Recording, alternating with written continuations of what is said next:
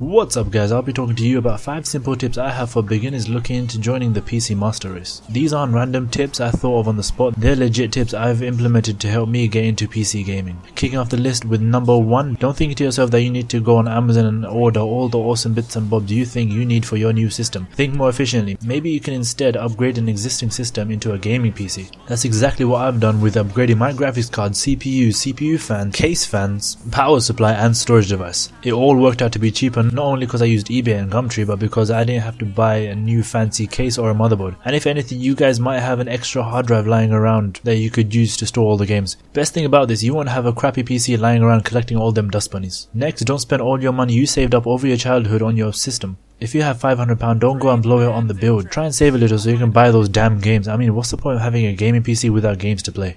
Third, don't sell the console you own so you can prove yourself to the PC Master Race kings to join their allegiance. There's no commitment to PC gaming, and to be honest, there shouldn't be. I mean, I've still got my 360. I don't play it, but I might sometimes switch it on to play some of the older Call of Duties, cause you know, boots on the ground for the win. And think of it like this, if you sold your gaming console and you turned around and say you don't like mouse and keyboard, which is a lot of people at first, you don't have a console to jump back onto. Instead, some random dude has your console with all the 154 game bundles you sold him. There's no commitment to PC gaming, so just keep your consoles. Fourth, when you're on the web shopping to see what components you want, don't go and buy the beefiest parts like a 6700K with DDR4 RAM and a 980 Ti. Know what kind of PC gaming you're getting into. Are you going to be playing MOBAs and light RPGs? Get something that'll satisfy those games. You'll effectively save money and put that money into more games or other PC parts, or just make it rain.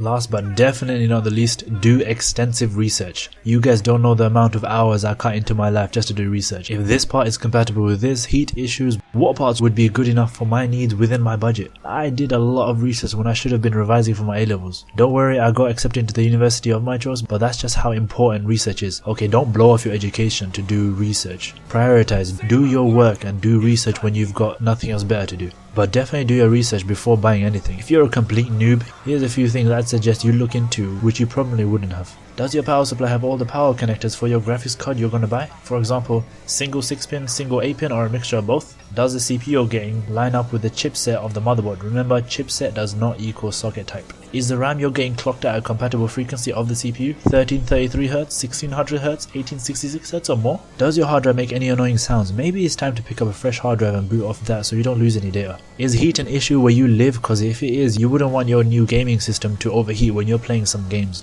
Maybe invest in some good cooling options for your CPU, case fan intake and exhaust, and water cooling if you think you can pull it off. So if you're a beginner looking into PC gaming, you may think it's great with the beautiful 60fps, anti-aliasing and the accuracy of the mouse, but it's not all just fun and games. Think through the tips I just gave you so you don't make mistakes. Most of the tips listed are problems I ran into when I was upgrading my system into a gaming system, so if you follow and reflect on them before doing anything, your PC Master Race life should go smoothly.